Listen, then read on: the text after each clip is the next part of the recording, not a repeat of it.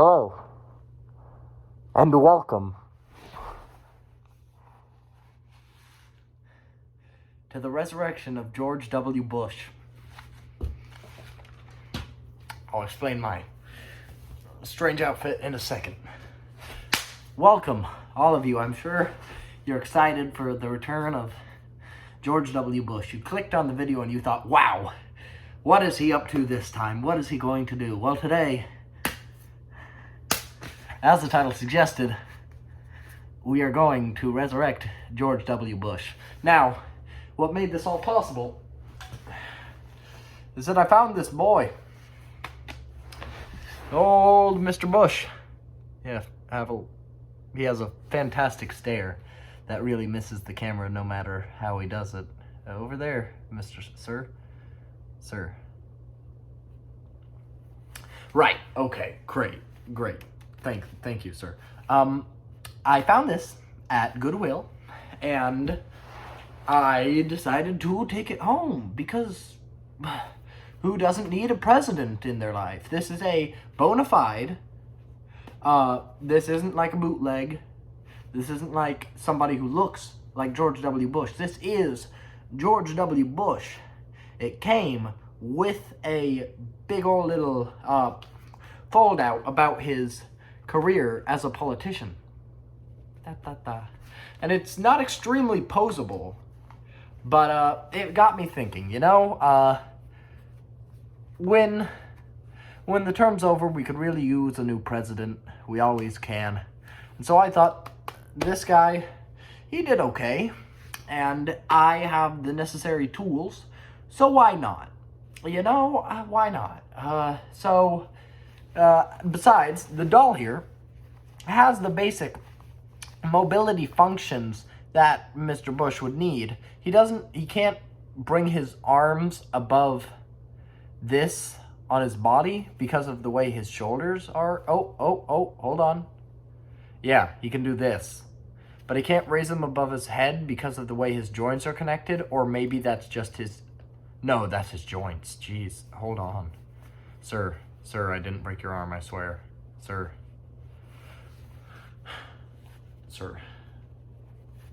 Shoot, sir.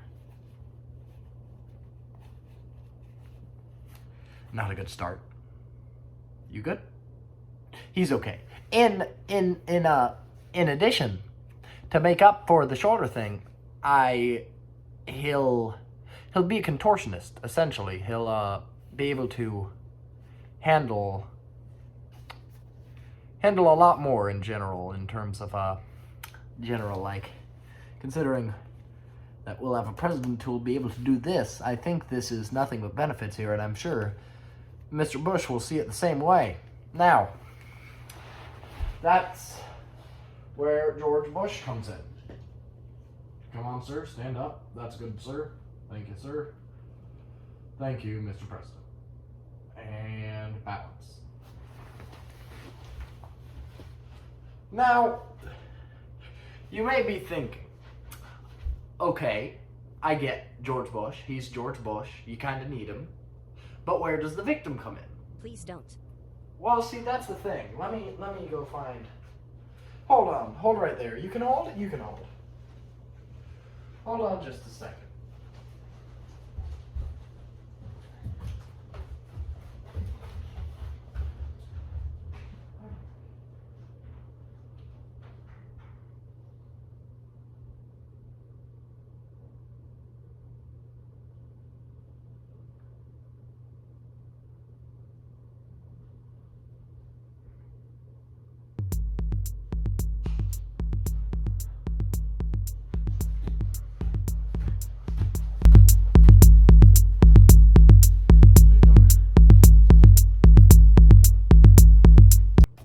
Yeah, I'm back. And as I was saying, the victim here, will be dealing with the devil. And this does not say that Mr. Bush is a bad man. He is not he isn't necessarily a bad man.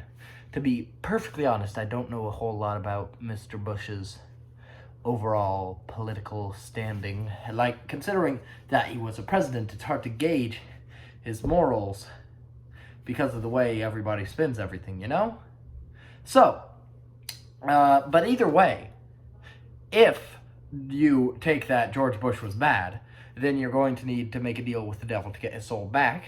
And if you posit that George Bush was good, you're going to need to steal his soul from God. And the best person to do that is the devil. So the way to get the devil's attention is a sacrifice. And the victim is perfect for this. Now, I have this axe here. I personally picked it out. It's got a very sharp, yeah, that's thin. Thin means sharp in this business. And I think this will really get something done. So what we have to do is get his attention. Remember to wipe your blade clean after every incident. So, now that we have the devil's attention, I'm sure he'll be astral projecting to our location very soon to figure out what's going down. It's time to reveal this baby. This is the summoning circle. It's written, hold on. It's written in Russian. At the edges there, it says, "Awaken George Bush." And in the middle is a quote from the Bible. George Bush was a Methodist, to be precise. It's something like, "And he who believes in me shall not die, but will live eternally. But shall have eternal life." Something like that. I forget at the moment, but it's John 11:26. So both of these are extremely potent. Should really get his attention. George Bush did a lot of dealing with Russians. He was fantastic in his foreign policy. This is something everybody agrees on. In fact, he was instrumental in negotiating the disarmament of Russian nukes and just generally dealt with the Russians. So we'll get to the nukes in a second, but this is a heck of a start. So I'm going to center this on the thing, and then I'm going to bring the radioactivity. Give me a second. Hey, it's resurrecting time.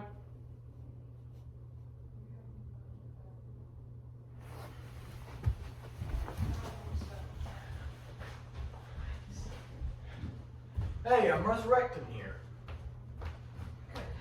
Yeah, thanks. Give me a second. I gotta go get some bananas. So these babies are bananas. Now you may be thinking, Hugh, what do bananas have to do with Russia?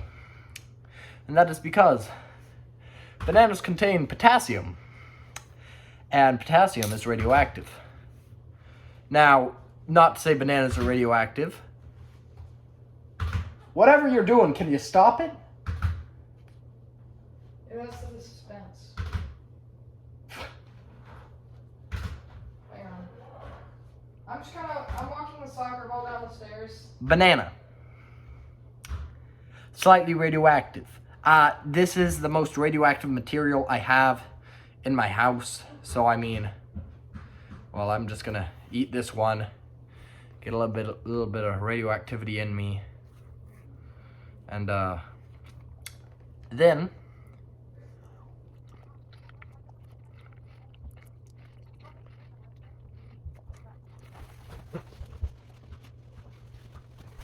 after we finish the banana, we're going to encircle the, circle in bananas to up the radioactivity. This serves two purposes. One, it's symbolically significant. And two, it doesn't hurt to add radioactivity to a resurrection, I don't think. I think it actively helps, in fact. So, just circle bananas. Almost a perfect fit. For a second, here's the upper view of George Bush. Surrounded by bananas. Guys, whatever. Yeah, surrounded by bananas. Now, it's time to get down to Clown Town. Let me just set these to the side and don my facial stuff. After all, we're dealing with the devil. And, this sort of shenanigans really puts the devil in a good mood. It does. Just ask anybody. That's why all of the occult things you see, they're wearing crazy stuff. And for most of them, this is part of their culture. But I guess their culture was dealing with the devil a lot and making them laugh.